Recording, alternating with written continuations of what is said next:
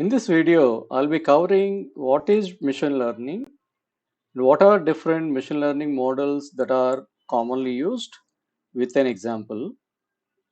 So let's understand what is machine learning. Suppose you want to build a computer program or a robot to solve mathematical equations in algebra. For that, what you would do, you would provide all algebraic formulas and the related solutions in algebra that you provide it as an input to the robot. And what robot would do, it will go through that information, understand different patterns, understand different ways of solving algebraic equations by extracting the required knowledge from the data that you provided. As a result, whenever you ask the robot to solve an algebraic equation, it would be able to solve accurately. Machine learning is set of techniques to extract knowledge from available data, past examples, or any other additional information you are giving as an input. Using that knowledge, machine learning programs will be able to make decisions or they will be able to respond back to queries without any human intervention. And in this whole process, you are not explicitly programming every single scenario. Rather, machine learning programs will learn themselves using various mathematical models or algorithms. From this diagram, you see machine learning is a branch of artificial intelligence. Similarly, deep learning and generative AI are subvariants within machine learning. Deep learning is widely used for image recognition and also driverless cars using neural network models. But whereas generative AI is for generating new content, example ChatGPT.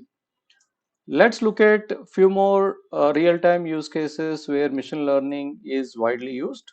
Example, image recognition and autonomous vehicles or driverless vehicles, and NLP or natural language processing, primarily used in generative AI, and the product recommendations. It could be your Amazon or OTT platforms, and also even in medical diagnosis also machine learning is widely used. Machine learning models are broadly classified into three different types: supervised learning, unsupervised learning, and reinforcement learning. Let's deep dive into each of these models in detail with examples. Let's look at supervised learning. Supervised learning model learns using labeled data. So, labeled data is nothing but you are providing a set of examples or scenarios. Using that, the model will learn and provide a future prediction. Let's take a simple example. Let's say you are giving the model that 10 mangoes is 100 rupees. This example you are providing as a scenario to the model, and the model will be able to learn any of the future predictions. And if you ask the model to calculate the cost for 15 mangoes, it will be able to provide the cost as 150 rupees. So this is a classic case of providing a labeled data. So here the model will be able to learn the relationship between the input and output. Here, for example, this 10 mangoes is an input and 100 rupees is an output. You are providing as a scenario. Using this, the model will be able to do future predictions. Home prices prediction is one of the real-time use cases for supervised learning model, where you would provide a label data of different sizes of houses and the corresponding price. Using this label data, the model will learn and it can predict the cost of any other subvariants that you request for. Similarly, spam emails is another real-time example for supervised learning models. Here, the model can identify whether a given email is a spam email or not a spam email. As a label data, you would provide different words or phrases to the model based on which it can identify whether the email is spam or not a spam email. There are other features also which you would give it as an input, like sender email, email structure, the frequency. Based on that, the model will identify spam emails.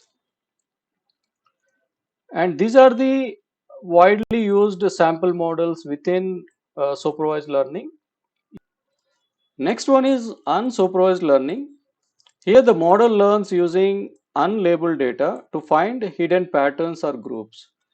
Unlike supervised learning, here you will not have a labeled data as an input. Rather, you would supply unlabeled data to the model, and the model learns by looking into the unlabeled data, find some of the hidden patterns, and it will try to group them based on different characteristics or features through which it can predict any of the outcome. Okay, so let's look at an example. Let's say you have different objects, you are giving all these objects to a student and ask the student to group them based on their own characteristics. Here you have circles, you have triangles, you also have a square which is four sides, you also have a rectangle, and the student will be able to look into each of these objects and try to group them based on their individual characteristics, like all circles into one group, similarly squares, triangles, and rectangles. This is how the unsupervised learning models would work. Here you would not give the complete label data with an output. Rather, the model will try to predict the different patterns from whatever the unlabeled data that you are providing as an input. Amazon product recommendations is a one of the real-time use cases for unsupervised learning model. Here the model looks into the customer buying history and how frequently they're buying, what value of their products.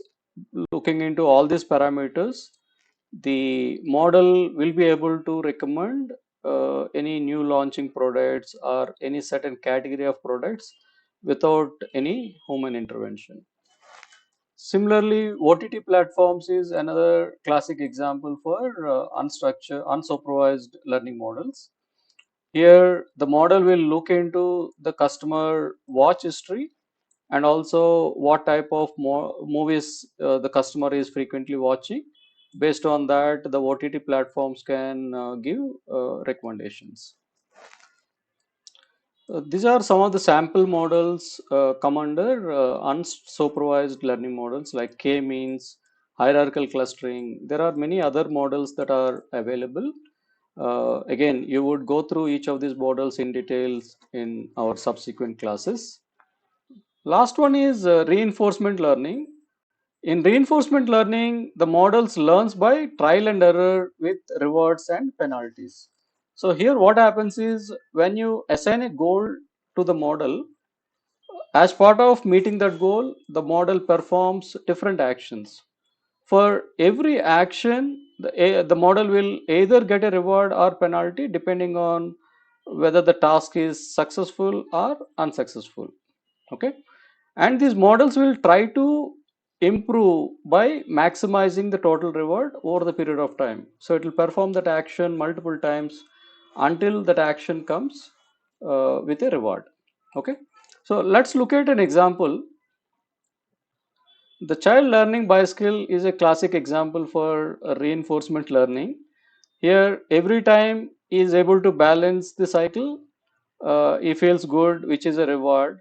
And every time if he falls, then obviously either he gets hurt or he gets pain, so that he would avoid doing the similar action further.